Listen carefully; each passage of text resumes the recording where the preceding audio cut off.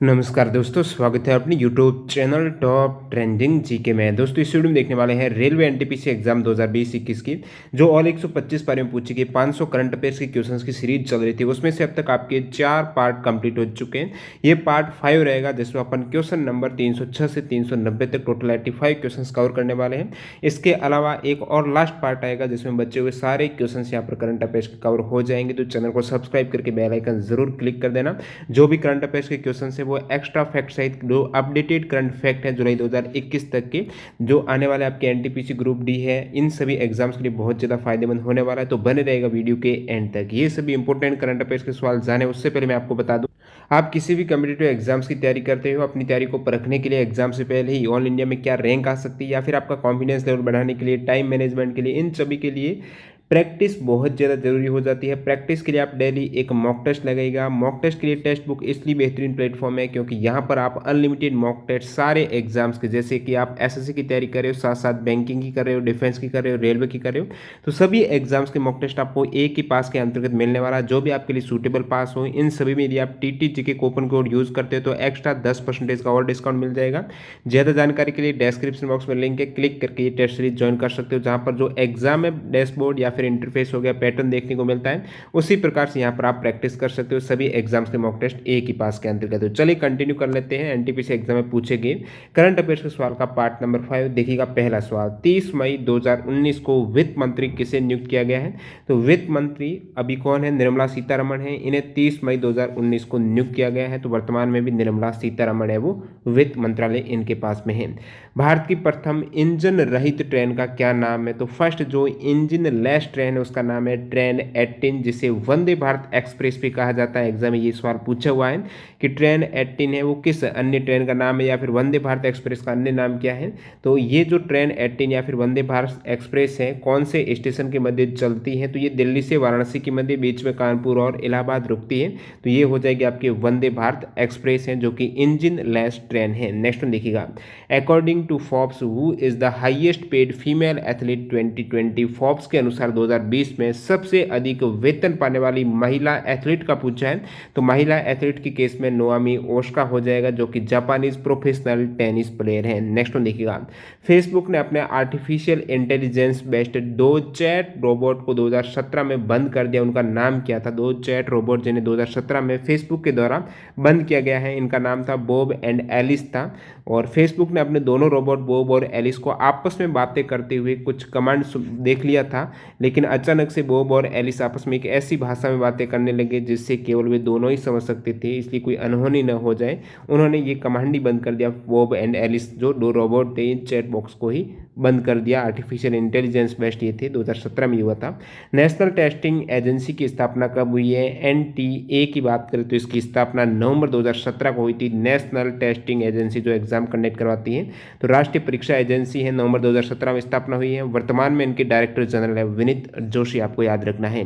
मानव विकास सूचकांक 2019 की थीम क्या है? तो 2019 में मानव विकास सूचकांक की थीम की बात करें तो inequality in human development theme हो जाएगी। 2019 में फर्स्ट रैंक पर नॉर्वे था। भारत की रैंक की बात करें तो 2019 में भारत की रैंक थी 129वीं रैंक आउट ऑफ 189 देशों में से। सबसे निचले पायदान पर था नाइजर। ठीक है, अब 2020 की बात करूं मानव विकास सूचकांक में इंडिया की रैंक है 131वीं, फर्स्ट स्थान पर नॉर्वे ही है।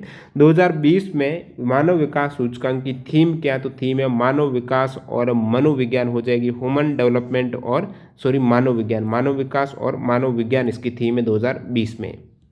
बढ़ते हैं अगले सवाल की ओर। गोवर्धन योजना या फिर जो गोवर्धन योजना है इसकी शुरुआत है वो कब हुई है? तो गोवर्धन योजना की शुरुआत हुई थी 30 अप्रैल 2018 को राष्ट्रीय डेयरी अनुसंधान संस्थान एनडीआरआई सभागार करनाल हरियाणा में गोवर्धन योजना की शुरुआत की गई थी। अब देखिए गोवर्धन की बात करें तो इसकी फुल फॉर्म क्या हो जाती है? Galvanising organic bio agro research धन हो जाएगा। ये गोवर्धन योजना है, हरियाणा से इसकी शुरुआत 2018 में की गई थी। मंत्रालय है ministry of drinking water and sanitization ये मंत्रालय हो जाएगा। और ये शुरुआत 2018 में हरियाणा में की गई थी। आपको पूछा था कब की गई थी। 2019 में किस राज्य में 5 उप मुख्यमंत्री हैं डिप्टी सीएम नियुक्त किए गए हैं। 2019 में कौन से राज्य में 5 डिप्टी सीएम बने थे, तो आंध्र प्रदेश में। ये आप 5 डिप्टी सीएम का नाम देख सकते हो, ये आंध्र प्रदेश राज्य में बने थे 2019 में। इसरो ने 15 फरवरी 2017 को कुल कितने उपग्रह लॉन्च करके विश्व रिकॉर्ड बनाया था, तो इसरो ने टोटल एक साथ 104 उपग्रह लॉन्च किया था 15 फरवरी 2017 को। तो 104 उपग्रहों का प्रक्षेपण करके इन्होंने विश्व रिकॉर्ड बनाया था, जो PSLV के द्वारा श्री हरिकोटा स्थित अंतरिक्ष केंद्र से लॉन्च किए गए थे। इससे पहले रिकॉर्ड 2014 में 37 सैटेलाइट लॉन्च किए गए थे रशिया के द्वारा। अभी देखिए ये भी रिकॉर्ड टूट चुका है। एलन मस्क की जो कंपनी है स्पेस एक्स है, जिसने 24 जनवरी 2021 को एक ही रॉकेट से 143 उपग्रह प्रक्षेपित करके विश्व अंतरिक्ष रिकॉर्ड है वो स्थापित कर दिया है। स्पेस एक्स की रिकॉर्ड ब्रेकिंग फ्लाइट के लिए फाल्कन 9 प्रक्षेपण वाहन का उपयोग किया गया है और इस मिशन को नाम दिया गया है ट्रांसपोर्टर 1 है।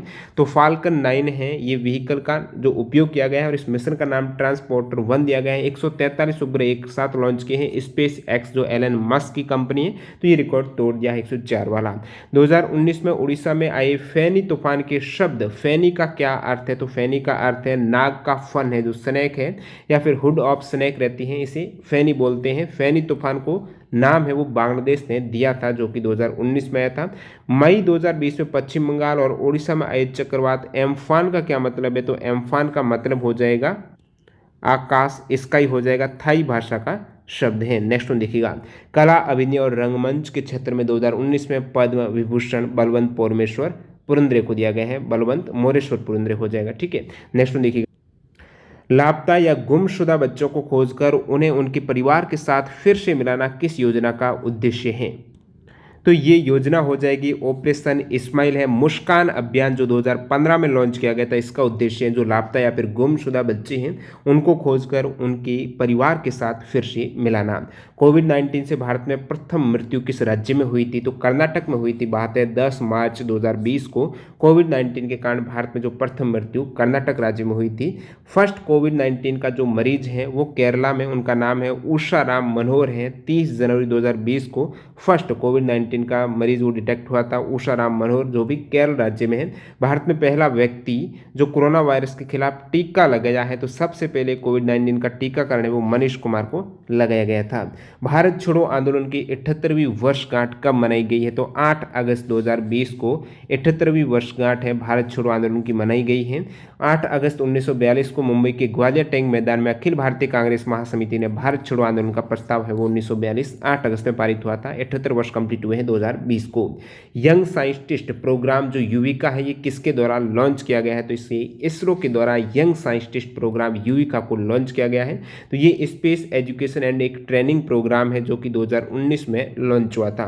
124वां संविधान संशोधन विधेयक का पूछा, वो किससे संबंधित है। विधेयक बिल अलग होता है, बिल पास हो जाता है तो वो एक्ट बन जाता है, ठीक है। तो ये 124वां जो संशोधन विधेयक है, बाद में जो एक्ट बना था वो था 103वां संविधान संशोधन अधिनियम। तो ये सामान्य वर्ग के जो आर्थिक रूप से कमजोर वर्ग के लोग हैं उनको 10% का आरक्षण देने से संबंधित है। 10% आरक्षण जो आर्थिक रूप से कमजोर वर्ग के लोग हैं, सामान्य वर्ग के, ये आरक्षण से संबंधित आप कह सकते हो 103वां संविधान संशोधन जो एक्ट बन गया बाद में 2019 में हो जाएगा। अब देखिए कुछ इंपोर्टेंट लेटेस्ट वाले संविधान संशोधन अधिनियम की बात करूं, जैसे ये एक आपको पूछा था 124वां संविधान संशोधन एक्ट या विधेयक पूछा था ना, बिल पूछा था जो 103वां था। बात करूं 101वें संविधान संशोधन एक्ट की, तो ये जीएसटी वाला एक्ट 101वां है, 2017 में लागू हुई थी जीएसटी। इससे पहले 100वां संविधान संशोधन अधिनियम क्या है जो 2014 में लागू हुआ था, तो ये इससे अलग से एक सवाल भी पूछा गया, आगे बताऊंगा। भारत और बांग्लादेश के बीच वर्ष 1974 का भूमि सीमा समझौता के तहत भूखंडों का आदान प्रदान किया गया। 2014 में ये एक्ट बना था जो 100वां संविधान संशोधन एक्ट था। 101वां आपके जीएसटी हो गया। 102वां संविधान संशोधन अधिनियम है, ये राष्ट्रीय पिछड़ा वर्ग आयोग को संवैधानिक दर्जा दिया गया था 2018 में। 102वें संविधान संशोधन अधिनियम के द्वारा राष्ट्रीय पिछड़ा वर्ग आयोग को संवैधानिक दर्जा मिला था। 103वां क्या है, तो ये तो हो ही चुका, आर्थिक रूप से कमजोर वर्ग के जो भी 10% आरक्षण का प्रावधान किया गया है। 104वां संविधान संशोधन अधिनियम की बात करूं, दिसंबर 2019 में लागू हुआ है। तो ये लोकसभा एवं विधानसभाओं में हैं जो अनुसूचित जाति और जनजाति SC ST के लिए आरक्षण की अवधि है वो 10 वर्ष तक के लिए और बढ़ाई गई है। 104वें संविधान संशोधन दिसंबर 2019 में लोकसभा और विधानसभा में SC ST के लिए आरक्षण की अवधि यहाँ पर एक्सटेंड कर दी गई है।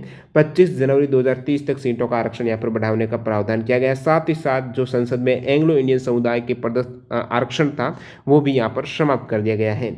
मरणोपरांत दादा साहेब फाल्के अवार्ड किसे मिला था? 2017 में विनोद खन्ना को 65वां दादा साहेब फाल्के प्राइज है वो मिला था। बात करूं 66वां दादा साहेब फाल्के प्राइज है अमिताभ बच्चन को। अभी लेटेस्ट में 67वां दादा साहेब फाल्के अवार्ड है वो रजनीकांत को दिया गया है। ये सभी इंपॉर्टेंट हो जाते हैं। किस जलवायु कार्यकर्ता को 2020 के नोबेल शांति पुरस्कार के लिए नामांकित किया गया? ठीक है, नामांकित करना अलग है, बाद में ये सिलेक्ट करना नामांकित में भी किसको दिया जाना है वो अलग है। तो किस जलवायु कार्यकर्ता को? तो आप कहेंगे ग्रेटा थनबर्ग को 2020 के नोबेल शांति पुरस्कार के लिए नामांकित जरूर किया गया था, लेकिन 2020 का जो नोबेल पीस प्राइज है वो दिया गया था WFP वर्ल्ड फूड प्रोग्राम को। बात करूं यहाँ पर मैं ग्रेटा थनबर्ग की, तो राइट लाइवलीहुड अवार्ड 2019 की विजेता है। और जो ये राइट लाइवलीहुड अवार्ड है इसे वैकल्पिक नोबेल के नाम से भी जाना जाता है या फिर इस नाम से ये फेमस प्रसिद्ध है। प्रथम भारत अंतर्राष्ट्रीय विज्ञान महोत्सव है IISF 2015 किस शहर में शुरू हुआ था? तो प्रथम भारत अंतर्राष्ट्रीय विज्ञान महोत्सव है ये नई दिल्ली में शुरू हुआ था। कब हुआ था? तो आप कहेंगे 2015 में न्यू दिल्ली में हुआ था। 4 दिसंबर 2015 को IIT दिल्ली परिसर में इसकी शुरुआत की गई थी। और ये बात करूं 5th India international science festival की, जो कि 5 से 8 नवंबर 2019 को कोलकाता में आयोजित हुआ था। 2020 में जो छठा एडिशन है ये वर्चुअल रूप से आयोजित हुआ है कोविड-19 के कारण 22 से 25 दिसंबर 2020 को। नेक्स्ट में देखिएगा WTO का 164वां सदस्य देश कौन सा बना है? वर्ल्ड ट्रेड ऑर्गेनाइजेशन का 164th जो मेंबर्स कंट्री बना है। टोटल 164 सदस्य देश है WTO के। जो अंतिम बना है वो 2016 में बना था, इसका नाम है अफगानिस्तान। तो ये 29 जुलाई 2016 को अफगानिस्तान WTO का 164th मेंबर्स बना है। भारत और बांग्लादेश के बीच में वर्ष 1974 का भूमि सीमा समझौते के तहत जो भूखंडों का आदान प्रदान हुआ है वो किस संविधान संशोधन के तहत हुआ है? ऊपर मैं बता चुका हूँ 100वां संविधान संशोधन अधिनियम जो 2015 में हुआ था। ये भारत और बांग्लादेश के बीच में भूखंडों का आदान प्रदान किया गया था। राष्ट्रपति प्रणब मुखर्जी ने 28 मई 2015 को 119वें संविधान संशोधन विधेयक बिल 2013 वाले को मंजूरी दी थी और बाद में ये एक्ट बना 100वां संविधान संशोधन अधिनियम है। ये विधेयक भारत बांग्लादेश के बीच भूमि सीमा समझौते से संबंधित है। स्टार्टअप इंडिया प्रोग्राम है या फिर योजना की शुरुआत कब हुई थी? स्टार्टअप इंडिया योजना की शुरुआत हुई थी दोस्तों 16 जनवरी 2016 को। कब हुई थी? 16 जनवरी 2016 को। 2 अक्टूबर 2019 को महात्मा गांधी जी की कौन सी जयंती मनाई गई? तो 2019 में गांधी जी की 150वीं जयंती मनाई गई थी। 2 अक्टूबर 1869 को महात्मा गांधी जी का पोरबंदर गुजरात में जन्म हुआ था। मृत्यु इनकी 30 जनवरी 1948 को हुई थी और जो जयंती मनाई गई है 150वीं वो 2 अक्टूबर 2019 को मनाई गई है। स्वच्छता सर्वेक्षण 2019 के आधार पर देश की सबसे स्वच्छ राजधानी कौन सी है? जिसको 3 बार, अभी तो 4 बार हो चुका, भोपाल हो जाएगी। स्वच्छता सर्वेक्षण 2019 के अनुसार देश की सबसे स्वच्छ राजधानी आपको करना है भोपाल है। ये लगातार 3 वर्षों के लिए भारत की सबसे साफ राज्य की राजधानी 17, 18, 19 है, एवं अभी 2020 में भी। अब बात करूं वार्षिक स्वच्छता सर्वेक्षण 2020 में मध्य प्रदेश के इंदौर को लगातार चौथी बार यहाँ पर फर्स्ट स्थान मिला है। देश के सबसे स्वच्छ शहर का दर्जा प्राप्त हुआ है किसको? तो आप कहेंगे इंदौर को। इसके बाद सूरत और नवी मुंबई एग्जाम में आ जाता है इंदौर के बाद। या फिर सेकंड स्थान पर वार्षिक स्वच्छता सर्वेक्षण में कौन सी सिटी रही? तो सूरत रहा, फिर नवी मुंबई रहा है। ये सभी 2020 के हैं। 100 से अधिक शहरों वाले सबसे स्वच्छ राज्य में छत्तीसगढ़ हो जाएगा। 40 लाख से अधिक आबादी वाले सबसे स्वच्छ मेगा सिटी में अहमदाबाद गुजरात है। सबसे स्वच्छ गंगा सिटी, ये सभी 2020 के हैं, वाराणसी यूपी है। 100 से कम शहरों वाला सबसे स्वच्छ राज्य झारखंड है। 100 से अधिक शहरों में सबसे स्वच्छ राज्य है वो छत्तीसगढ़ है। ये दोनों आपको पता होना चाहिए। सबसे तेज बदलने वाला सेल्फ सस्टेनेबल स्वच्छ राजधानी शहर भोपाल मध्य प्रदेश है। सबसे स्वच्छ राजधानी शहर नई दिल्ली, केंद्र शासित प्रदेश के केस में नई दिल्ली हो जाएगी। अगला सवाल, खेलो इंडिया विंटर गेम का प्रथम संस्करण कहाँ पर हुआ था? तो first edition Leh and Gulmarg Jammu Kashmir में 2020 को हुआ था और इसमें जो फर्स्ट रैंक पर रहा है वो जम्मू एंड कश्मीर टीम रही थी। इवन अभी 2021 में भी जो फर्स्ट रैंक पर खेलो इंडिया विंटर गेम की बात हो रही, न कि खेलो इंडिया यूथ गेम की, तो खेलो इंडिया विंटर गेम 2021 में भी फर्स्ट जम्मू कश्मीर है, 2021 में सेकंड कर्नाटक, थर्ड महाराष्ट्र में है। वैसे 2020 में सेकंड इंडियन आर्मी थी, थर्ड उत्तराखंड था। 2021 में भी ये लेह एंड गुलमार्ग में हुआ, तो ये भी आपको पता होना चाहिए। बाकी बात करूँ खेलो इंडिया यूथ गेम्स की, तो वो पहली बार है कहाँ पर हुआ था, नई दिल्ली में हुआ था, जिसमें फर्स्ट हरियाणा रही थी। ये 2018 में इसका फर्स्ट एडिशन था। खेलो India youth games 2020 Guwahati Assam में हुआ था। 21 में ये होना था लेकिन कोविड-19 के कारण अभी 2022 में ये हरियाणा में हो जाएगा। 2019 में पुणे महाराष्ट्र में आयोजित किया गया था। 2020 में जो फर्स्ट रैंक महाराष्ट्र, फिर सेकंड हरियाणा, थर्ड दिल्ली रहा था। अगले सवाल की ओर बढ़ते हैं। यहाँ पर एयर इंडिया एक्सप्रेस के सीईओ कौन है वर्तमान में, तो आलोक सिंह हैं, एयर इंडिया एक्सप्रेस के चीफ एग्जीक्यूटिव ऑफिसर हैं। बात करूँ टाटा एआईए लाइफ लिमिटेड के एमडी एंड सीईओ की, तो वो है नवीन तिहलियानी। नेक्स्ट वन देखिएगा, 2011 की जनगणना के अनुसार नगरीय जनसंख्या का परसेंटेज कितना है। नगरीय जनसंख्या की बात करें 2011 के अकॉर्डिंग परसेंटेज है 31.16%, जो हो जाते हैं 37.76 करोड़। ग्रामीण जनसंख्या जो सबसे ज़्यादा है 68 पॉइंट, बाकी बच्चे जो भी 84% है 83.28 करोड़ हो जाती है फिगर में। तो नगरीय जनसंख्या का जो परसेंटेज 31.16 याद रखना है, ग्रामीण का बाकी 68.84% है। पीएम मोदी जी के द्वारा 2018 में लॉन्च किया गया परिवेश पोर्टल की फुल फॉर्म क्या है। परिवेश का मतलब क्या, proactive and responsive facilitation by interactive and virtuous environmental single window hub इसकी फुल फॉर्म हो जाएगी। इसको विकसित किया है पर्यावरण वन और जलवायु परिवर्तन मंत्रालय के द्वारा। 10 अगस्त 2018 को विश्व जैव ईंधन के दिवस के मौके पर मोदी जी के द्वारा इसे लॉन्च किया गया, जो परिवेश एकीकृत पर्यावरण प्रबंधन प्रणाली के लिए एकल खिड़की, हिंदी में आप कह सकते हो इसे। नेक्स्ट देखिएगा, बात ने किस ओल्ड न्यूक्लियर रिएक्टर को 2018 में दोगुनी क्षमता के साथ अपग्रेड करके दोबारा है वो शुरू किया है, तो भाभा एटॉमिक जो रिसर्च सेंटर हैं इनके द्वारा 2018 में अप्सरा जो न्यूक्लियर रिएक्टर हैं इसको दोगुनी क्षमता के साथ दोबारा शुरू किया गया है। इसका नाम 2018 में जो पुनर्जीवित किया, तो अप्सरा यू कह सकते हो इसे, यानी अप्सरा अपग्रेडेड यू, यानी अपग्रेडेड है। वैसे अप्सरा की बात करें तो ये फर्स्ट रिसर्च रिएक्टर है जो कि एशिया का ऑपरेट किया जाना स्टार्ट हुआ था ट्रॉम्बे में, कब 1956 से प्रथम रिसर्च रिएक्टर है भारत या फिर एशिया का कह सकते हो। नेक्स्ट वन देखिए यहाँ पर, साक्षरता अभियान अतुल्यम के तहत सबसे अधिक साक्षरता किस राज्य की है। सभी को पता ही होगा सबसे अधिक जो साक्षरता है वो केरल की है। केरल 100% प्राथमिक शिक्षा प्राप्त करने वाला पहला राज्य भी है। साक्षरता दर में जो नेशनल स्टैटिस्टिकल ऑफिस सर्वे 2018 की बात करूं तो फर्स्ट केरल रहा है 96.2%, उसके बाद दिल्ली है, फिर उत्तराखंड है, हिमाचल प्रदेश है। ये सभी साक्षरता के केस में रैंकिंग देख सकते हो। लास्ट में आंध्र प्रदेश है। ये सर्वे 2018 में साक्षर सबसे कम 66.4%। इंडिया की बात करूं वैसे साक्षरता की तो 77.7 है, ग्रामीण 73.5 और शहरी है 87.7%। 2018 में 10 वर्ष के एक बच्चे ने wild life photographer of the year award जीता है। बच्चे का नाम क्या है, तो wild life photographer of the year award 2018 में जो 10 वर्ष के बच्चे ने जीता, इनका नाम है अर्शदीप सिंह, जो जालंधर पंजाब से बिलोंग करते हैं। तो इन्होंने wild life photographer of the year 2018 में यंग अवार्ड कैटेगरी में ये पुरस्कार जीता था अर्शदीप सिंह ने।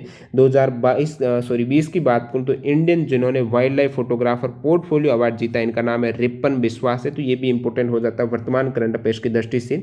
Wild life photographer portfolio award Ripan Biswas को दिया गया है। 2008 में लॉन्च हुए संयुक्त राष्ट्र प्रोग्राम रेड की फुल फॉर्म क्या है, जो 2008 में लॉन्च हुआ था संयुक्त राष्ट्र का प्रोग्राम है। रेड का मतलब है reducing emissions from deforestation and forest degradation हो जाएगा, रेड की फुल फॉर्म है। तो ये यूनाइटेड नेशंस प्रोग्राम है जो कि रिड्यूस करता है emission from deforestation and forest degradation है, यूएन रेड प्रोग्राम के तहत। इसका हेडक्वार्टर है रेड का जेनेवा स्विट्जरलैंड में। FAO, UNDP एंड UNEP का इस सहयोगी कार्यक्रम में ये REDD रेड। ई गवर्नेंस पर 23वां राष्ट्रीय सम्मेलन कहाँ पर हुआ था, तो ये मुंबई में हुआ था, 2020 में हुआ था। 7 से 8 फरवरी 2020 को ई गवर्नेंस पर 23वां राष्ट्रीय सम्मेलन हुआ था। इसकी थीम थी इंडिया 2020 डिजिटल ट्रांसफॉर्मेशन। IPL 2020 में पर्पल कैप है, सबसे ज़्यादा विकेट लेता है तो कगिसो रबाडा, और सबसे ज़्यादा जो रन बनाए IPL 2020 में ऑरेंज कैप थी KL राहुल के पास में। 2020 में मैन बुकर पुरस्कार किसे मिला है, तो डॉगलस स्टुअर्ट को दिया गया है। बुकर प्राइज विनर की जो इनकी रचना है वो शगी बैन हो जाएगी 2020 में। एक तो ये किसे दिया गया है, किस हेतु या फिर इनकी रचना कौन सी है, तो शगी बैन, ये दोनों ही आपको याद रखना है। बाकी मैं बात करूं 2019 में मैन बुकर प्राइज़ की, तो विजेता हैं द टेस्टामेंट्स हैं, मार्गरेट एटवुड, साथ ही साथ गर्ल वुमन अदर बेर्नार्डिन एवरिस्टो हैं। देखिए इनकी जो रचना याद रखना है, एग्जाम यहाँ से सवाल जरूर पूछा जाता है कि द टेस्टामेंट्स के लेखक कौन है, तो मार्गरेट एटवुड है, गर्ल वुमन अदर के बेर्नार्डिन एवरिस्टो हैं। इनको 2019 में मैन बुकर प्राइज़ दिया गया था। आपको पूछा 2020 में मैन बुकर प्राइज़ है डगलस स्टर्ट को दिया गया है। डगलस स्टर्ट उनकी रचना शगी बैन के लिए। और बात करूँ, ये तो हो गया आपके Man Booker prize. International Booker prize अलग है, मैन बुकर प्राइज़ अलग है। इंटरनेशनल बुकर प्राइज़ 2021 है, ये डेविड डायोब को दिया गया, फ्रांस से है। At night all blood is black जो इनकी रचना है, इस हेतु इसको ट्रांसलेट किया है अन्ना मोस्कोविक्स ने, तो डेविड डायोब को दिया गया है at night all blood is black हेतु International Booker Prize 2021। International Booker Prize 2019 दिया गया था जोका अलहारती की, उनकी रचना सेलेस्टियल बॉडीज़ के लिए। इंटरनेशनल बुकर प्राइज़ 2020 की बात करूं तो ये किसे दिया गया है, तो मार्की ल्यूकास रिजवेल्ड को दिया गया है जो नीदरलैंड से है, द डिस्कम्फर्ट ऑफ इवनिंग रचना के लिए। 2018 में जो ओल्गा टोकाकजुक है, इनको मैन बुकर इंटरनेशनल प्राइज़ दिया गया था उनकी नोबल फ्लाइट के लिए, ओल्गा टोकाकजुक को। नेक्स्ट देखिएगा यहाँ पर सवाल है, भारत वन स्थिति रिपोर्ट 2019 के अनुसार सर्वाधिक वनावरण प्रतिशत वाला राज्य कौन सा है, तो राज्य हो जाएगा मिजोरम है। सर्वाधिक वनावरण प्रतिशत के अकॉर्डिंग मिजोरम है। बाकी जो सर्वाधिक वन है क्षेत्रफल के अकॉर्डिंग वो मध्य प्रदेश है। और सर्वाधिक वनावरण प्रतिशत वाले राज्य में मिजोरम का जो टोटल भूभाग है इसमें से 85.41% पर वन आवरण है, तो ये प्रतिशत के अकॉर्डिंग देखा जाता है जो भी राज्य का क्षेत्रफल रहता है। उसके बाद अरुणाचल प्रदेश, फिर मेघालय, मणिपुर, नागालैंड की रैंक रहती है, तो इनका क्रम भी एग्जाम में बहुत बार पूछ लिया जाता है। तो मिजोरम के बाद अरुणाचल प्रदेश है, मेघालय है, मणिपुर, नागालैंड है। और सर्वाधिक वन क्षेत्रफल वाले राज्य में उसमें आपके मध्य प्रदेश टॉप पर है। मध्य प्रदेश के बाद अरुणाचल प्रदेश है, फिर छत्तीसगढ़, ओडिशा, महाराष्ट्र है। यहाँ से भी ऑर्डर वाइज पूछा जाता है। सर्वाधिक वन क्षेत्रफल में वृद्धि जो हुई है वो कर्नाटक, आंध्र प्रदेश में इनमें सबसे अधिक हुई है, फिर केरल और जम्मू कश्मीर में हुई है। भारत की प्रथम महिला फाइटर पायलट कौन है, तो आप कहेंगे भावना कांत है। भारत की प्रथम महिला फाइटर पायलट हैं, ये 20 मई 2019 को फ्लाइट लेफ्टिनेंट भावना कांत जो भारतीय वायुसेना में पहली महिला लड़ाकू पायलट बन गई है। इसके बाद महिला पायलट बनी थी मोहना सिंह और अवनी चतुर्वेदी। गणतंत्र दिवस परेड में हिस्सा लेने वाली पहली महिला फाइटर पायलट है वो भी भावना कांत हो जाएगी। राफेल उड़ाने वाली पहली भारतीय महिला पायलट शिवांगी सिंह है। ये सभी इंपॉर्टेंट है। राफेल उड़ाने वाली प्रथम भारतीय महिला पायलट शिवांगी सिंह, बाकी ओवरऑल प्रथम महिला फाइटर पायलट है वो आपकी भावना कांत हो जाएगी। नेक्स्ट देखिएगा 2016 में शुरू हुआ इनाम पोर्टल किससे संबंधित है, तो भारत में कृषि उत्पादों के लिए एक ऑनलाइन व्यापार करने का प्लेटफॉर्म है, ऑनलाइन ट्रेडिंग प्लेटफॉर्म है। किस हेतु कृषि प्रोडक्ट हैं जो भी धान वगैरह होता है उनको बेचने के लिए, जो खाद्यान्न को बेचने के लिए नेशनल एग्रीकल्चर मार्केट नाम का ये फुल फॉर्म है। 14 अप्रैल 2016 को इसकी शुरुआत की गई है। 2019 में चावल उत्पादन में प्रथम रैंक किस देश की रही है, तो चाइना की रही है। चावल उत्पादन में सेकेंड रैंक है वो इंडिया की है। वेस्ट बंगाल भारत में जो पश्चिम बंगाल है सबसे अधिक चावल का उत्पादन करता है। गेहूं उत्पादन में प्रथम है। चावल और गेहूं दोनों के केस में चाइना प्रथम, ये याद रखना है। सेकेंड इंडिया है। दालों के उत्पादन की बात करूँ और या उपभोग में भारत है वो 25% ग्लोबल प्रोडक्शन करता है, यानी प्रथम स्थान पर है दालों के केसेज में। 2022 का विंटर ओलंपिक कहाँ पर होगा, तो बीजिंग चाइना में होने वाला। 2018 का विंटर ओलंपिक है प्योंगचांग साउथ कोरिया में हुआ था। 2020 का समर ओलंपिक है जो 2021 में अभी 23 जुलाई को स्टार्ट हो रहा है टोक्यो जापान में। 2024 का समर ओलंपिक पेरिस फ्रांस में होगा। 28 का summer Olympic Los Angeles California और यूनाइटेड स्टेट में होने वाला है। ये तो आपको पूछा था 2022 में विंटर ओलंपिक बीजिंग चाइना हो जाएगा। 2011 की जनगणना के अनुसार आदिवासी जनसंख्या किस राज्य की सर्वाधिक है, तो आप कहेंगे मध्य प्रदेश में आदिवासी जनसंख्या सबसे अधिक है और जो कि 14.7% हो जाएगी। और सेकेंड ओडिशा और महाराष्ट्र में आदिवासी जनसंख्या है। जैव ईंधन पर राष्ट्रीय नीति को लागू करने वाला पहला राज्य कौन सा है, तो राजस्थान हो जाएगा। जैव ईंधन पर राष्ट्रीय नीति लागू करने वाला प्रथम राज्य राजस्थान है। राजस्थान जैव ईंधन पर राष्ट्रीय नीति लागू करने वाला फर्स्ट स्टेट हो जाएगा। अगला सवाल देखिएगा यहाँ पर, संयुक्त राष्ट्र महासभा ने किस वर्ष को स्वदेशी भाषाओं का अंतर्राष्ट्रीय वर्ष घोषित किया है, तो स्वदेशी भाषाओं का अंतर्राष्ट्रीय वर्ष जो यूनाइटेड नेशंस के द्वारा घोषित किया गया वो 2019 वाला वर्ष है। अभी 2020 में भी यूनाइटेड नेशंस ने जो घोषित किया है, United Nations is declaring 2020 international year of plant health हो जाएगा। तो international year of plant health है, capping off the decade on biodiversity, ये 2020 घोषित किया है यूनाइटेड नेशंस ने। ये इंपॉर्टेंट करंट अफेयर्स का। World economic Forum annual meeting 2019 की थीम क्या थी, तो globalisation 4.0 shaping a global architecture in the age of the fourth industrial revolution है, ये इसकी थीम है 2019 में world economic Forum annual meeting की, जो कि स्विट्जरलैंड में हुई थी। 2020 में इसकी थीम है stakeholders for cohesive and sustainable world है, जो डेवोस स्विट्जरलैंड में 2020 में ये वर्ल्ड इकोनॉमिक फोरम की एनुअल मीटिंग आयोजित की गई थी और 2020 में ये थीम है। यंगेस्ट ग्रैंड मास्टर, सबसे कम उम्र के ग्रैंड मास्टर, जब एग्जाम में सवाल आया था उस समय उसका आंसर था सर्जी कार्जकिन था, जो यूक्रेन से। अभी ये जस्ट जुलाई में ही रिकॉर्ड ब्रेक हुआ है 2021 में। अभिमन्यु मिश्रा बन चुके हैं यंगेस्ट ग्रैंड मास्टर। बहुत ज़्यादा इंपॉर्टेंट सवाल है। अभिमन्यु मिश्रा ने ये रिकॉर्ड तोड़ा है 12 वर्ष 4 मंथ की आयु में, जो कि सबसे युवा चेस ग्रैंड मास्टर हैं अब तक के। इससे पहले जो रिकॉर्ड था वो थे 12 वर्ष 7 मंथ की आयु में। थर्ड है वो भी भारतीय हैं, उनका नाम है गुकेश, तो गुकेश हैं, ये थर्ड हैं। 12 वर्ष 7 मंथ 17 दिन की जो उम्र थी, या फिर इसी वर्ष में इन्होंने ये थर्ड सबसे युवा हो जाएंगे ग्रैंड मास्टर। और फर्स्ट अभिमन्यु मिश्रा याद रखना है, जिन्होंने रिकॉर्ड तोड़ा है वो तोड़ा है आपके सर्जी कैर्जकिन का। अगला सवाल देखिएगा, विरासत शहरों के समग्र विकास के लिए शहरी विकास मंत्रालय ने हृदय योजना के पहले चरण में कितने शहरों को शामिल किया है? तो हृदय योजना के प्रथम चरण में 12 सिटीज़ को शामिल किया गया है। और हृदय की बात को तो फुल फॉर्म है heritage city development and augmentation जो योजना है, हृदय राष्ट्रीय धरोहर विकास एवं संवर्धन योजना हृदय हो जाएगा। केंद्रीय शहरी विकास मंत्री एवं वेंकैया नायडू के द्वारा इसे 21 जनवरी 2015 को शुरुआत की गई है 12 सिटीज़ में प्रथम चरण में। अगला सवाल देखिएगा, 2018 तक भारत का प्रक्षेपित सबसे भारी उपग्रह कौन सा? तो GSAT-11 हो जाएगा। और ये 5 दिसंबर 2018 भारत का सबसे भारी संचार उपग्रह है GSAT-11, जिसे फ्रेंच गुयाना से सफलतापूर्वक लॉन्च किया गया था 5 दिसंबर 2018 को। इसरो ने सबसे भारी रॉकेट है जो geosynchronous satellite launch vehicle mark 3 को 5 जून 2017 को लॉन्च किया और संचार उपग्रह GSAT-19 को इसी के द्वारा कक्षा में स्थापित किया गया था।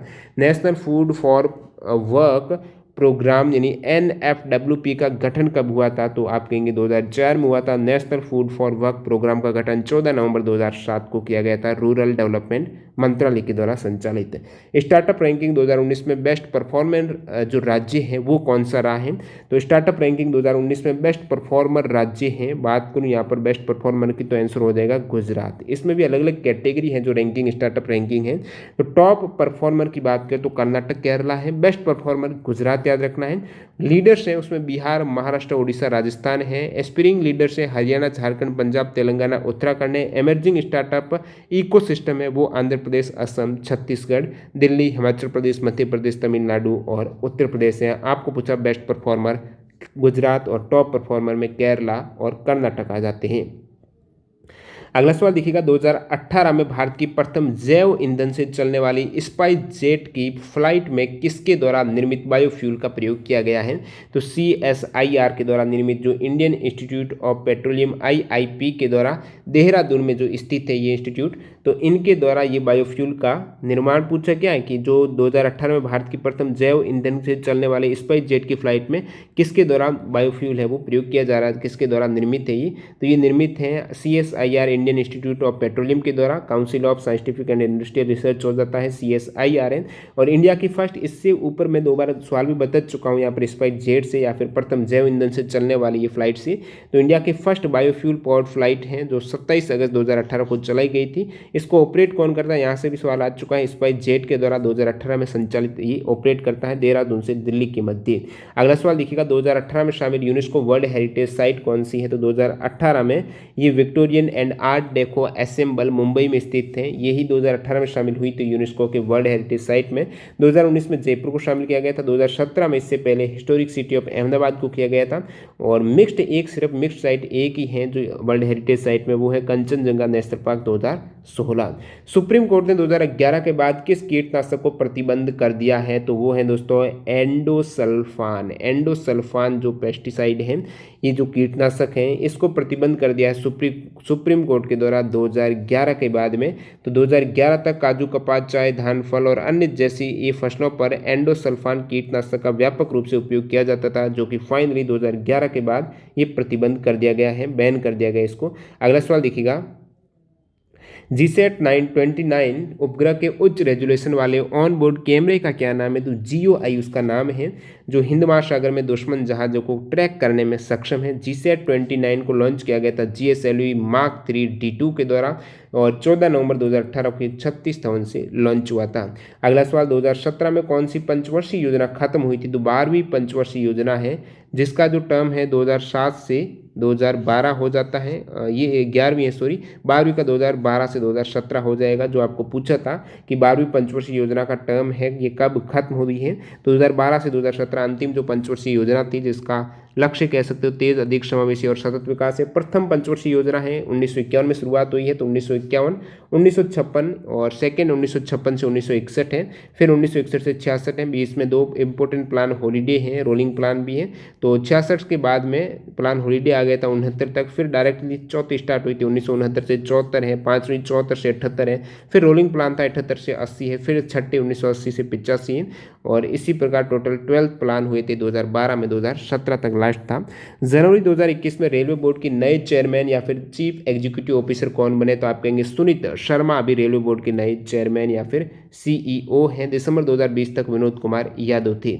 2011 जनगणना के अनुसार शहरी और ग्रामीण जनसंख्या का रेशियो क्या है? तो नगरीय जनसंख्या 31.16% है और ग्रामीण जनसंख्या है 68.84%। नेक्स्ट वन देखिएगा, 2018-19 जीडीपी में 92.26 लाख करोड़ जीवीए किस क्षेत्र का था? जीवीए का मतलब है ग्रॉस वैल्यू एडेड है, जो 92.26 लाख करोड़ रहा है 2018-19 में। जीडीपी में ये 92.26 लाख करोड़ सर्विस सेक्टर का रहा था। 54.40% था टोटल जीवीए दो, टोटल 169.61 लाख करोड़ में से ये 54% यानी 92.26 लाख करोड़ तो सिर्फ सर्विस सेक्टर का ही ग्रॉस वैल्यू एडेड निकला है, जीवीए निकला है। 2020-21 में बात करूँ तो सर्विस सेक्टर का ये 96.54 लाख करोड़ INR का है। सर्विस सेक्टर अकाउंट में ये 53.89% टोटल जो जीवीए है 179.5% का, इसका ये 53.89% था सर्विस सेक्टर 2020-21 में। अगला सवाल देखिए यहाँ पर है, UNCCD COP 14 सम्मेलन कहाँ पर हुआ था? तो UNCCD यानी UN convention to combat desertification, sorry ये डेजर्टिफिकेशन है।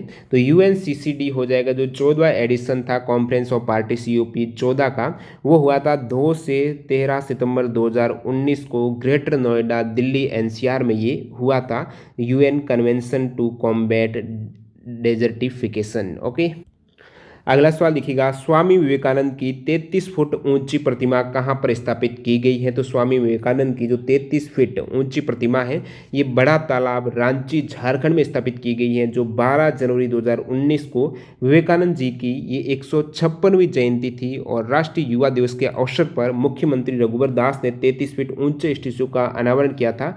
रांची झारखंड में बड़ा तालाब है वहाँ पर। बाकी PM मोदी जी के द्वारा 2020 में स्वामी विवेकानंद की मूर्ति का अनावरण कहाँ पर किया गया? जवाहरलाल नेहरू यूनिवर्सिटी दिल्ली में। प्रधानमंत्री नरेंद्र मोदी जी के द्वारा राष्ट्रीय समर स्मारक यानी नेशनल वॉर मेमोरियल का उद्घाटन कहां पर किया गया था? तो इंडिया गेट पर नई दिल्ली में 25 फरवरी 2019 को। इसको डिजाइन किया गया है योगेश चंद्र हासन के द्वारा और ये इंडिया गेट के पास 44 एकड़ में बना हुआ है। नेशनल वॉर मेमोरियल 2019 में उद्घाटन किया गया था। अगला सवाल देखिएगा, मिनामाटा कॉन्वेंशन ऑन मरकरी पर हस्ताक्षर कब हुए हैं? तो जो कॉन्वेंशन हुआ है मिनामाता वाला, मरकरी वाला, इस पर हस्ताक्षर हुए थे 2013 में, 10 अक्टूबर 2013 में। ये कुमामोटो जापान में हुए थे और सम्मेलन का नाम जापानी शहर मिनामाता के नाम पर रखा गया है। पारे पर मिनामाता सम्मेलन का उद्देश्य है पारे एवं पारे के अन्य यौगिकों के उत्सर्जन से होने वाले नुकसान से मानव स्वास्थ्य और पर्यावरण की रक्षा करना ही इसका उद्देश्य हो जाएगा, जो 2013 में हुआ था हस्ताक्षर। और संयुक्त राष्ट्र पर्यावरण कार्यक्रम ने पारे का इस्तेमाल खत्म करने के लिए जापान के कुमामोटो में सम्मेलन के लिए विश्व के टोटल 140 देशों ने हिस्सा लिया था। इंडस्ट्रियल रोबोट बनाने वाली कंपनी जो कूका है ये किस देश के स्वामित्व में है? ये कंपनी किस देश के द्वारा ओन्ड है, किस देश में है? कूका कंपनी है जो इंडस्ट्रियल रोबोट बनाती है, तो चीनी कंपनी मीडिया ग्रुप के स्वामित्व में है। कूका औद्योगिक रोबोट का एक जर्मन निर्माता हो जाएगा और ये चीनी कंपनी मीडिया ग्रुप के स्वामित्व में है। वैसे कूका औद्योगिक रोबोट का एक जर्मन निर्माता है। किस योजना में शिशु, किशोर और तरुण लोन की 3 अलग अलग कैटेगरी के तहत लोन दिया जाता है? तो प्रधानमंत्री मुद्रा योजना में ऐसा होता है जिसमें 3 टाइप के लोन हैं। शिशु लोन जो 50,000 रुपये तक है, किशोर लोन है जो 50,000 से 5 लाख तक है, तरुण लोन है 5 लाख से 10 लाख के मध्य। इसमें न्यूनतम ब्याज दर रहती है वो 12% है लोन के केस में। और ये जो मुद्रा है, मुद्रा योजना है, मुद्रा का मतलब है micro unit development refinance agency है, जिसकी शुरुआत हुई है ये 8 अप्रैल 2015 को हुई थी। उद्देश्य था स्वरोजगार के लिए आसानी से लोन देना और साथ ही साथ छोटे उद्यमियों के जरिए रोजगार का सृजन करना। अगला सवाल, atomic energy commission of India के 2018 से चेयरमैन कौन है? तो KN व्यास है 2018 से वर्तमान तक चेयरमैन, जिसका हेडक्वार्टर मुंबई में है। तो ये atomic energy commission of India के चेयरमैन KN व्यास हैं। शेखर बासु इससे पहले चेयरमैन थे 2015 से 2018 के बीच में। प्रथम अध्यक्ष थे होमी जहांगीर भाभा 1948 से 1966 के बीच में। अगला सवाल देखिएगा, who joined the chairman of DRDO इन 2018 है। तो 2018 में DRDO के नए चेयरमैन पद पर कौन नियुक्त हुए थे? तो वो हुए थे G सतीश रेड्डी हुए थे। DRDO defence research development and organisation है जो 1958 में स्थापित हुआ था, मुख्यालय नई दिल्ली में है।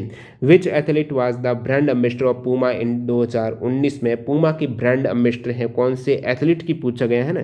तो एथलीट के केस में दूती चंद हो जाएगी, जो धावक हैं। 2020 में करीना कपूर को पूमा का ब्रांड एम्बेसडर बनाया गया है। अभी 2021 में युवराज सिंह को पूमा मोटर स्पोर्ट का ब्रांड एम्बेसडर बनाया गया है। पूमा मोटर स्पोर्ट जो भारत में है उसका।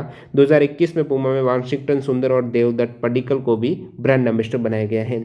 यूनियन बजट 2020 में विनिवेश राशि का लक्ष्य कितना था? तो विनिवेश राशि का लक्ष्य यूनियन बजट 2020 की बात करूं तो वो था आपके 2.14 लाख करोड़ का बजट 2020-21 में। डिस इन्वेस्टमेंट है वो था 2.14 लाख करोड़ का लक्ष्य रखा गया था, इतना हासिल करना डिस इन्वेस्टमेंट से, विनिवेश करके बेचकर, जो भी सरकारी या फिर जो PSU कंपनी है उसमें हिस्सेदारी वगैरह बेचकर। तो जो डिस इन्वेस्टमेंट टारगेट 2021-22 में रखा गया वो 1.75 लाख करोड़ का है। बजट 2019-20 में रखा गया था 1,05,000 करोड़ का डिस इन्वेस्टमेंट। 2020-21 में जो पूछा गया था 2.14 लाख करोड़ का रखा गया था। और ये मैंने आपको बता दिया डिस इन्वेस्टमेंट विनिवेश है क्या। तो सार्वजनिक उपक्रम जो PSU कंपनी है या फिर कह सकते हो गवर्नमेंट के अधीन है, तो उसमें सरकार की हिस्सेदारी बेचने की प्रक्रिया ही विनिवेश है। एक निजीकरण होता है, एक विनिवेश है, थोड़ा सा इसमें अंतर है। अगर किसी PSU कंपनी का निजीकरण होता है, इसका मतलब है कि उसमें सरकार अपनी 51% से अधिक हिस्सेदारी निजी क्षेत्र को बेच देती है। विनिवेश पर प्रक्रिया जो डिस इन्वेस्टमेंट होता है, इसमें मालिकाना हक है वो PSU का ही रहता है, सरकार का ही रहता है। अगला सवाल देखिएगा यहाँ पर, 2019 Oxford Hindi word of the year है, संविधान हो जाएगा, कॉन्स्टिट्यूशन रहा था। 2019 Oxford Hindi word of the year है। Oxford Hindi word of year 2020 रहा है आत्मनिर्भरता। Oxford word of the year 2019 रहा था क्लाइमेट इमरजेंसी। 2020 में जो UK word of the year रहा है नो सिंगल वर्ड चूजन हो जाएगा। Previous Hindi word of the year जो रहे थे, आधार 2017 में रहा था, नारी शक्ति 2018 में, 2019 में ये संविधान है। अगला सवाल देखिएगा यहाँ पर पूछा गया 2018 में आयोजित है काटोवाइज कॉन्फ्रेंस किससे संबंधित है। तो कैटोवाइज कॉन्फ्रेंस 2018 जलवायु परिवर्तन से संबंधित है। कैटोवाइज ये पोलैंड की सिटी है जहाँ पर इसको आयोजित किया गया था COP24 के तहत। Which island renamed as Netaji Subhash Chandra Bose है, वो किस आइलैंड का नाम, द्वीप का नाम रखा गया है नेताजी सुभाष चंद्र बोस है। तो कौन सा रीनेम हुआ है? रोस आइलैंड है जो अंडमान आइलैंड के अंतर्गत आता है। समर पैरा ओलंपिक 2021 में कहाँ पर होंगे? टोक्यो जापान में होने वाले हैं 24 अगस्त से 5 सितंबर 2021 के मध्य। और अपना जो ओलंपिक है ये भी कहाँ पर हो रहा है? टोक्यो जापान में 23 जुलाई से 8 अगस्त के मध्य हो रहा है। 2024 में समर ओलंपिक पेरिस फ्रांस में होंगे। 28 में summer Olympic Los Angeles California US में होने वाले हैं। बढ़ते हैं अगले सवाल की ओर। यहाँ पर 2011 की जनगणना के अनुसार एक साक्षर व्यक्ति किसे माना गया है? तो 2011 की जनगणना बताती है कि एक तो सबसे पहले उसी व्यक्ति को काउंट किया जाएगा जो 7 वर्ष या उससे अधिक उम्र का है, साथ ही साथ वो किसी भी भाषा को समझकर लिख या पढ़ सकता है, वही साक्षर होगा। एक व्यक्ति जो पढ़ सकता है लेकिन लिख नहीं सकता, उस केस में भी वो साक्षर नहीं है। 7 वर्ष से अधिक उम्र होनी चाहिए, पढ़ और लिख सकता है। अभी 2011 की जनगणना के अनुसार देश की जो साक्षरता वो 74.04% है, जिसमें पुरुषों की साक्षरता दर है वो 82.14 और महिला की 65.46% है। ये जरूर याद रखना, एग्जाम में पूछा जाता है। 74% ओवरऑल साक्षरता है, इसमें से पुरुष 82 है, महिला 65% हो जाएगा। और जो नेत्रहीन व्यक्ति हैं जो ब्रेल लिपि में पढ़ सकते हैं, उन्हें शिक्षितों की श्रेणी में शामिल किया जाता है, साक्षर माना जाता है। विश्व हिंदी दिवस कब मनाया जाता है? तो आप कहेंगे 10 जनवरी को मनाया जाता है, विश्व हिंदी दिवस है। 11वां विश्व हिंदी सम्मेलन है वो 18 से 20 अगस्त 2018 को मॉरिशस में आयोजित हुआ था। 2021 में वर्ल्ड हिंदी कॉन्फ्रेंस फिजी में फर्स्ट हिंदी सम्मेलन विश्व हिंदी सम्मेलन है, ये 1975 में हुआ था। 10 जनवरी 1975 नागपुर में हुआ था, इसीलिए 10 जनवरी को विश्व हिंदी दिवस मनाया जाता है। बाकी राष्ट्रीय हिंदी दिवस है वो 14 सितंबर को मनाया जाता है, क्योंकि इसी दिन 14 सितंबर 1949 को संविधान सभा ने हिंदी को राजभाषा का दर्जा दिया था, इसलिए राष्ट्रीय हिंदी दिवस याद रखना है 14 सितंबर को मनाया जाता है। विश्व हिंदी दिवस है वो 10 जनवरी को 2021 में ये कहाँ पर मनाया गया था? फिजी में। और पहला विश्व हिंदी दिवस है वो 1975 में नागपुर में मनाया गया था। तो 10 जनवरी विश्व हिंदी दिवस और 14 सितंबर राष्ट्रीय हिंदी दिवस है। मार्च 2021 तक शशि शंकर किस कंपनी के चेयरमैन या फिर एमडी चुने गए हैं? तो मार्च 2021 तक शशि शंकर हैं ओएनजीसी कंपनी के चेयरमैन और एमडी चुने गए हैं। और इनका जो लास्ट मार्च 2021 तक रहा है किस कंपनी के ये चेयरमैन चुने गए थे, तो ये अभी वर्तमान में जो अतिरिक्त प्रभार हैं चेयरमैन और एमडी का ओएनजीसी का, वो है सुभाष कुमार के पास। दिसंबर में नए नियुक्त होने वाला है कोई भी व्यक्ति। अभी ये वर्तमान में सुभाष कुमार हैं। एमडी या फिर सीईओ किसके हैं? तो ये है आपके ओएनजीसी के। किस टेनिस खिलाड़ी पर 2019 में $10,000 का जुर्माना लगाया गया? तो आप कहेंगे अमेरिका की स्टार महिला जो टेनिस खिलाड़ी सेरेना विलियम्स पर, क्योंकि सेरेना ने ग्रैंड स्लैम विंबलडन के दौरान टेनिस कोर्ट को नुकसान पहुंचाया था। सो उन पर $10,000 का जुर्माना लगाया गया था 2019 में। G20 समिट की मेजबानी भारत कब करने वाला है? तो 2023 में 18वां समिट होगा जो स्टेट लीडर G20 का, उसकी मेजबानी होस्ट इंडिया करेगा। G20 यानी 20 वित्त मंत्रियों और सेंट्रल बैंकों के गवर्नर्स का समूह है। जो भी समिट हुए हैं स्टेट लीडर का, वो कहाँ पर हुए हैं पीरियड? जैसे कि 2019 में स्टेट लीडर का सम्मेलन जापान ओसाका में हुआ था, 2020 का सऊदी अरब रियाद में हुआ था, 2021 रोम इटली में, 2022 है ये इंडोनेशिया में होगा, और 2023 है जो पूछा गया था सवाल वो भारत में होने वाला है। अगला सवाल देखिएगा, 2019 फीफा वुमेन वर्ल्ड कप की चैंपियन रहा है वो यूनाइटेड स्टेट रहा है। तो 2019 FIFA women world cup champion United state, उपविजेता नीदरलैंड, होस्ट हुआ था फ्रांस में। नेक्स्ट 2023 के फीफा वुमेन वर्ल्ड कप है ये ऑस्ट्रेलिया और न्यूजीलैंड में आयोजित होने वाले हैं।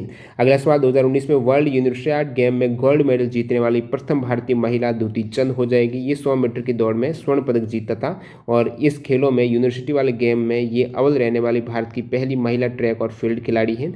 LIC के 2021 में नए मैनेजिंग डायरेक्टर कौन बने हैं? तो वो बने हैं दोस्तों सिद्धार्थ मोहंती हैं। LIC के वर्तमान में मैनेजिंग डायरेक्टर हैं। चेयरमैन LIC के कौन है? MR कुमार हैं। अगला सवाल देखिएगा, राष्ट्रीय शिक्षा नीति 2020 का मसौदा तैयार करने वाली समिति के अध्यक्ष कौन थे? तो डॉक्टर के कस्तूरी रंगन अध्यक्ष थे। राष्ट्रीय शिक्षा नीति 2020 का मसौदा तैयार करने वाली समिति के अध्यक्ष डॉक्टर के कस्तूरी रंगन थे। ये न्यू पॉलिसी किसको रिप्लेस कर रही है? तो पहले वाली नेशनल पॉलिसी थी जो शिक्षा के 1986 को ये रिप्लेस कर रही है 2020 वाली। ये आपको जरूर याद रखना है। ADB जो एशियाई विकास बैंक के अध्यक्ष कौन है? तो वो हैं दोस्तों मास्टर सुगु अस्कावा, जापान से हैं, ADB के अध्यक्ष हैं। ये 10वें प्रेसिडेंट हैं एशियन डेवलपमेंट बैंक के। 2020 की नियुक्ति हुई थी। 2020 में ओपेक से किस देश ने सदस्यता छोड़ दी थी? तो ओपेक से, ओपेक का मतलब जो organisation of the petroleum exporting country यानी तेल निर्यातक देशों के संगठन से सदस्यता छोड़ी है 2020 में, वो एक्वाडोर ने छोड़ी है। वर्तमान में ओपेक के 13 सदस्यीय देश हैं, Saudi Arabia, Algeria, Iran, Iraq, Kuwait, Angola, UAE, Nigeria, Libya, Venezuela, Gabon, Guinea, Congo. ये 13 सदस्यीय देश हैं ओपेक के। एक्वाडोर, इंडोनेशिया, कतर इसके पूर्व सदस्य थे, लेकिन उन्होंने भी सदस्यता बाद में छोड़ दी थी। जैसे 2020 में एक्वाडोर ने छोड़ी है, इसी प्रकार इंडोनेशिया और कतर भी थे। बात करूँ यहाँ पर ओपेक से संबंधित कुछ अन्य फैक्ट की, तो एक अंतर्राष्ट्रीय संगठन दुनिया के जिन देशों में तेल निकलता है उन देशों ने मिलकर इसका संगठन बनाया है, जिसका हेडक्वार्टर वेना ऑस्ट्रिया में इसका मुख्यालय है। ये आपको जरूर याद रखना है। स्थापना इसकी 1960 में हुई थी बगदाद, इराक में। किस हवाई अड्डे के सामने लाल बहादुर शास्त्री की प्रतिमा लगी हुई है? तो लाल बहादुर शास्त्री इंटरनेशनल एयरपोर्ट है, ये वाराणसी में है। 2019 में उद्घाटन हुआ था। लाल बहादुर शास्त्री इंटरनेशनल एयरपोर्ट वाराणसी में है। अगला सवाल, किस हेरिटेज साइट को 2019 में यूनेस्को के list of world heritage in danger से हटा दिया गया है? तो एक यूनेस्को की लिस्ट रहती है जो वर्ल्ड हेरिटेज इन डेंजर में है। डेंजर वाली लिस्ट से किस हेरिटेज साइट को 2019 में यूनेस्को की लिस्ट से हटाया गया है? तो ये है दोस्तों Humberstone and Santa Laura salt Peter works जो चिल्ली में है। साथ ही साथ बर्थ पैलेस ऑफ जीसस जो है इसको हटाया गया है 2019 में वर्ल्ड हेरिटेज इन डेंजर की लिस्ट से। वैसे इंडिया में जो group of monument at Hampi को 2006 में इस लिस्ट से हटाया गया था डेंजर लिस्ट से, और मानस वाइल्ड लाइफ सेंचुरी को 2011 में इसी से हटा दिया गया था। अंतिम सवाल देखिएगा, 1 जनवरी 2021 तक भारत में कुल कितने यूनेस्को विश्व विरासत स्थल है? तो आप कहेंगे 38 हैं। संभावित जैसे कि पहले न्यूज आई थी कि ग्वालियर और ओरछा भी ऐड हुए, लेकिन अभी तक ऐड नहीं हुए। वर्तमान में 38 ही है भारत में यूनेस्को वर्ल्ड हेरिटेज साइट। तो दोस्तों वीडियो पूरा देखने के लिए आपका बहुत बहुत धन्यवाद। यहाँ पर 5 पार्ट में लगभग 400 क्वेश्चंस कंप्लीट हो चुका है। अंतिम पार्ट आएगा, बचे हुए आपके 100 क्वेश्चंस कंप्लीट हो जाएंगे। चैनल को सब्सक्राइब नहीं किया जरूर कर देना, बेल आइकन हिट कर देना, वीडियो को लाइक करते हुए एंड करना। धन्यवाद।